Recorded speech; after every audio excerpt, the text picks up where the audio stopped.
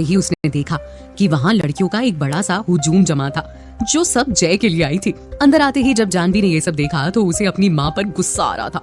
मेरी blind date पर तो माँ ने ऐसा कुछ नहीं किया था और जय के लिए तो लड़कियों की लाइन लगा रखी है। वाह, मॉम भी ना बेटे के प्यार में खो गई है। चिड़चिड़ाई हुई जानवी ने रूही का हाथ पकड़ा और कोने की किसी सीट पकड़ के वहीं बैठ गई। दोनों अंदर आकर एक साथ ही बैठे थे कि तभी जानवी की माँ कुमुद अचानक आकर बोली, अरे बेटा तुम वहाँ क्या कर रही हो? इधर आओ, मेरे साथ चलकर बैठो।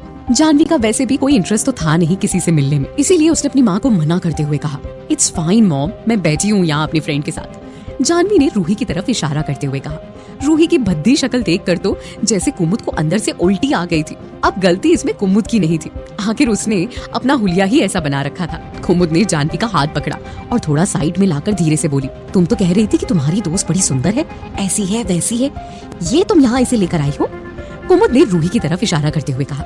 इससे पहले कि जानवी कुछ और कहती, कुमुद फिर बोल पड़ी, शुक्र है कि तुम्हारे भरोसे मैंने कुछ नहीं छोड़ा, वरना तुम तो जय को किसी साफ सफाई वाली के साथ ही लगवा दो। अब डेट स्टार्ट हुए काफी वक्त हो चुका था, पर अब तक जय का कोई अता पता नहीं था। सबकी बेसब्री बढ़ने लगी थी। इतने में ही किसी औरत की आवाज आई, हम सब तो यहाँ हैं कुमुद, तुम्हारा बेटा जय कहाँ है? कुमुद ने मुस्कुराते हुए कहा, बस बस आता ही होगा, तुम लोग कुछ लो ना, मैं बुलवाती हूँ। कुमुद ने पास ही खड़ी एक मेड को इशारे से जय को बुलाने को कहा। कुछ ही देर में जय वहाँ पहुंचा और आकर सीधा कुमुद के पास बैठ गया। कुमुद ने कहा, जय बेटा देखो, मेरी सारी फ्रेंड्स यहाँ अपनी अपनी बेटी के साथ है, सबसे बात करके देख लो, अगर तुम्हें कोई अच्छी लग रही हो तो। सबकी नजरें जय पर टिकी थी। वो इतना हैंडसम लग रहा था कि उस पर से नजरें हटाना मुश्किल हो रहा था। जय ने सब पर नजर डालते हुए धीरे से अपनी माँ से कहा, मॉम ये सब क्या है? हाँ, मैं क्या यहाँ कोई बाजार में फल खरीदने आया हूँ जो आपने सबको एक ही जगह लाकर बिठा दिया है, सबके सामने एक साथ, कैसे? कुमुद ने जय की बात बीच में ही काटते हुए कहा, हाँ तो फल खरीदने जाते हो तो सब अच्छी तरह देख कर ही तो लाते हो ना, तो यहाँ भी सबको वही समझ कर देख लो, ज्यादा डिफरेंस थोड़ी है। चलो जाओ, अब सबसे अच्छे से बात करना और ढंग से देखना सब। अब अपनी माँ की जबरदस्ती के आगे जय कुछ बोल नहीं पाया तो अपनी बहन को ढूंढने लगा। वो तो उस प्लान के इंतजार में जो उसने जानवी को ये डेट बिगाड़ने के लिए सेट करने को कहा था। जय ने इधर उधर नजर घुमाया तो देखा जानवी पहले ही उसे देखकर हाथ हिला रही थी। जय की जान में जान आई, मगर जानवी के बाद उसकी नजर सीधा उसके साथ बैठी रूही पर पड़ी। रूही वाकई इतनी वाहियात दिख रही थी कि मानो चिकने ताजे फलों के बुफे में किसी ने सड़ा हुआ सेब रख दिया हो जिस पर फफूंदियां लगनी बाकी हो। जय का माथा ही खराब हो गया था। कौन है ये लड़की जिसके साथ जानवी बैठी है, और ये प्लान है इसका, ऐसे हेल्प कर रही है वो मेरी? रूही का चेहरा देखकर जय का माथा फिर चुका था, लेकिन उसके पास अपनी माँ के इस तामझाम से बचने का कोई और चारा भी नहीं था। इसीलिए वो जानवी पर ट्रस्ट करते हुए अपनी माँ को बोला, मॉम मिल गई वो लड़की जो मुझे पसंद है, जिससे मैं बात करना चाहता हूँ। कुमुद फाइनली खुश थी कि जय को कोई तो पसंद आई। वो पूरे उत्साह से खड़ी हुई और चमकती हुई आंखों से पूछी, बताओ कौन है? जय ने इशारे से बता दिया। जय के बताते ही कुमुद की चमचमाती आंखें एकदम से बुझ गई और खिलखिलाता हुआ चेहरा ऐसा डूबा जैसे गर्म चाय में बिस्कुट टूटकर डूब जाता है। उसने तुरंत जय का माथा छू कर कहा, तुम्हारी तबियत तो ठीक है ना जय? या फिर विदेश में रहकर कुछ ज्यादा ही लिबरल हो गए हो? तो इतनी सारी लड़कियों में तुम्हें वो पसंद आ रही है? वो लड़की तो उसमें बुराई ही क्या है मॉम? पता नहीं आप इतना ओवर रिएक्ट क्यों कर रही हो, मुझे तो ठीक ही लग रही है। और वैसे भी I don't go just by looks, मुझे काफी सुलझी हुई लग रही है वो।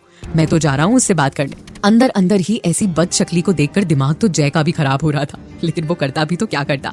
वो रूही के पास आकर सीधा बोला, thanks for coming, it's a pleasure to have you here. Pleasure is all mine, Ruhi ने जवाब दिया। साफ दिख रहा था कि अंदर ही अंदर जय की क्या कैफियत हो रही थी, मगर उसने हाथ आगे बढ़ाते हुए कहा, may I have a dance with you? Ruhi मन ही मन जय पर हंस रही थी कि कैसे वो उसे पहचान नहीं पा रहा और फालतू की हरकतें करने में लगा है। उसने डांस के लिए अपना हाथ आगे बढ़ा दिया। जय ने उसका हाथ थामा तो उसकी नजरें एक पल को उसके हाथ पर ही अटक के रह गई। दरअसल रूही ने चेहरे पर तो भद्दा मेकअप चढ़ा लिया था, मगर हाथ तो उतने ही खूबसूरत लग रहे थे जितनी वो वाकई में थी। मगर फिर जय ने उतना ध्यान नहीं दिया, लेकिन ये बात वहाँ बैठी सारी आंटियों की आंखों में कांटों की तरह गड़ गई। सब आपस में फुसफुसाने लगे, ये क्या चल रहा है ये सब यहाँ? इस जय को इतनी लड़कियों में वो लड़की पसंद आई है? वही तो सुनैना देख रही हो, हम क्या यहाँ अपनी बेटियों का मजाक बनवाने लेकर आए हैं? एक बात बताओ, कुमुद का बेटा वाकई ठीक तो है ना? मतलब साइको वाइको तो नहीं है? अब ऐसी बीमारियां बाहर से देखने से कहाँ पता चलती हैं?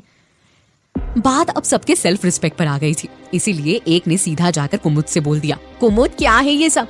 अगर ये मजाक ही करना था तो हमें यहाँ बुलाया ही क्यों? सीधा रोड से ही किसी को उठा लाते अपने बेटे के लिए। हमारा टाइम तो खराब नहीं होता। कुमुद का तो मुंह बन गया था, मगर वो कर भी क्या सकती थी। जय तो रूही को वहां से लेकर निकल भी चुका था। उधर जय ने भी जानवी के आगे अपना अलग ही राग अलापना शुरू कर दिया। गॉड यार जानवी, तुम्हें और कोई प्लान समझ नहीं आया इसके अलावा? Couldn't you think of anything? थोड़ा तो दिमाग लगा लेती। इस लड़की को यहाँ लाने की क्या जरूरत थी? एक बार देखो तो तुम जरा इसे। Horrible it is. जय की ऐसी बात सुनकर रूही को बड़ी बेइज्जती महसूस हुई। उसने टपाक से कहा, क्या बोला तुमने? हॉरिबल? हॉरिबल तो तुम हो कि एक लड़की की रिस्पेक्ट नहीं कर सकते। तो रूही की बात सुनकर जय को थोड़ा बुरा लग गया। अपने लिए नहीं बल्कि रूही के लिए। उसने रियलाइज किया कि अपने गुस्से के चक्कर में उसने उसका दिल दुखा दिया था। देखो, मेरा तुम्हें हर्ट करने का कोई इंटेंशन नहीं था।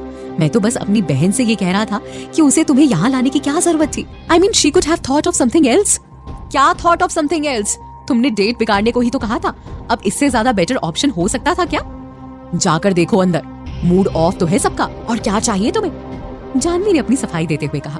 उसने फिर आगे तुरंत कहा, और बार बार ये सब मत बोलो कि इसे यहाँ लाने की क्या जरूरत थी। हॉरिबल नहीं है ये। So please just stay easy, वरना बाद में रिग्रेट करोगे तो मुझे मत कहना। मुझको रिग्रेट नहीं होने वाला है। तुम्हें जो करना था तुमने कर दिया। अब तुम इसे लेकर जा सकती हो। जानवी को जय का ये एटीट्यूड बिल्कुल अच्छा नहीं लगा। उसे ये लग रहा था कि जय ने उसका यूज किया है और उससे काम निकलते ही उसकी पीठ पर लात मार दी। उसने गुस्से में जय को बोला, don't you dare say a thing to me ever. आइंदा अब किसी भी काम के लिए मेरे पास गिड़गिड़ाते हुए मत आना, क्योंकि अब मुझे तुमसे कोई फर्क नहीं पड़ने वाला। एक तो इनकी हेल्प करो और फिर इनका एटीट्यूड भी देखो। जानवी बिल्कुल चिढ़ चुकी थी। उसका चिढ़ना बनता भी था और ये बात फाइनली जय को समझ आ गई थी। इसीलिए उसने जानवी का गुस्सा ठंडा करने के लिए कहा, अच्छा सॉरी, आई नो मैंने ज्यादा बोल दिया, मुझे नहीं बोलना चाहिए था, सॉरी। अब चिल्लाओ तो मत मुझ पर प्लीज। जानवी उसे बड़ी बड़ी आंखों से गुस्से से देख रही थी। जय मुस्कुराता हुआ उसे मनाने के लिए उसके पास गया और बोला, अच्छा चलो, तुमने मेरी हेल्प की ना, तो इसी बात पर मैं तुम दोनों को ट्रीट पर लेकर चलता हूँ। बताओ कहाँ चलोगी? जानवी ने कुछ नहीं कहा। जय ने वापस पूछा, अच्छा सॉरी, अब बता भी दो। लेट्स गो टू सूत्रास, फेवरेट है मेरा। डिसाइड होते ही वो तीनों वहां पहुंच गए। वो रेस्टोरेंट वाकई इतना खूबसूरत था कि किसी का भी फेवरेट हो सकता था। एंट्रेंस पर ही दो बड़े बड़े फव्वारे, रंग बिरंगे दरवाजे, खिड़कियां और उस पर से दीवारों पर लटकी हुई लाइटें और ऊपर लदे हुए हजारों फूल बिल्कुल ग्रीस वाइब्स दे रहे थे। लग रहा था कि वो शहर का सबसे महंगा रेस्टोरेंट ही होगा। जानवी का चेहरा खिल गया था।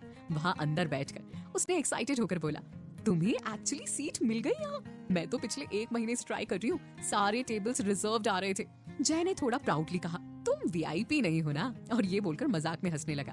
तीनों अपनी मस्ती में मग्न ही थे कि इतने में रूही को एक आवाज आई, अरे चिराग सर, आप यहाँ आइए ना प्लीज, इधर आइए। Waiter please take care of sir. ये सुनकर रूही के होश उड़ गए। उसने पीछे मुड़कर देखा तो चिराग 2-3 टेबल छोड़कर उसके पीछे ही बैठा था। उसके साथ विनय और कोई एक और आदमी था। रूही उसे नहीं जानती थी। उसने मन ही मन सोचा, ये यहाँ तक मेरा पीछा करते हुए पहुंच गया। गॉड यार, अगर उसने मुझे यहाँ देख लिया तो तमाशा बनाकर रख देगा। रूही जो पहले बड़े ही आराम से बैठी थी, अब उसने अपना सर अपनी गर्दन में ही गाड़ लिया था। ना दाएं देख रही थी ना बाएं। इतने में जानवी की भी नजर चिराग पर पड़ी और वो सारा मामला समझ गई कि आखिर रूही इतना अजीब क्यों बिहेव कर रही है। उसने रूही को समझाते हुए कहा, रूही रिलैक्स, इतना स्ट्रेस मत लो, कोई नहीं पहचान रहा तुम्हें, तुम बस ऐसे बिहेव करना बंद करो। जानवी जब तक रूही को ये समझा रही थी तब तक से विनय ने तेज आवाज में पुकार लिया, मिस्टर जय। सबका ध्यान एक दूसरे पर आ गया और फिर जाहिर सी बात है कि चिराग का ध्यान इस बात पर गया कि रूही जानवी के साथ क्यों नहीं दिख रही है। उसने जानवी से पूछा, रूही कहाँ है? तुम ही लेकर निकली थी ना उसे घर से। रूही की बात सुनकर जानवी पहले तो थोड़ा सकपका गई, फिर जवाब दिया, रूही तो चली गई घर। अच्छा, एनीवेज हमने यहाँ एक प्राइवेट रूम बुक किया है, तुम लोग ज्वाइन करना चाहोगे? Let's have a drink together. Chirag ने पूछा। जय ने मना करते हुए कहा, नहीं तुम एंजॉय करो, हम लोग बस खाना खत्म करते ही यहाँ से निकलेंगे, हमें थोड़ी जल्दी है। रूही तो बस इसी फिराक में थी कि कब चिराग वहाँ से निकले कि रूही फटाफट से जाकर अपना हुलिया बदले और वहाँ से निकले। 1-2 बातों के बाद चिराग वहाँ से उठा और जाने लगा। चिराग को जाता देख रूही की सांस में सांस आ गई, मगर तभी चिराग वापस मुड़ा। रूही की धड़कन इतनी तेज हो गई कि मानो उसका कलेजा ही फट जाएगा। चिराग ने जानवी को कहा, बाय द वे ये कौन है? तुमने मिलवाया नहीं? रूही बड़ी बड़ी आंखों से जानवी की तरफ देखने लगी। उसके आंखों के सामने डर के बादल साफ साफ दिखाई पड़ रहे थे। क्या चिराग पहचान लेगा रूही को उसके बदले हुए रूप में भी, या खेलेगी जानवी अपनी कोई नई चाल? आप लोगों को क्या लगता है, क्या होंगे इन सभी सवालों के जवाब? और सभी सवालों के जवाब जानने के लिए सुनते रहिए अंधाधुन इश्क, सिर्फ पॉकेट एफएम पर।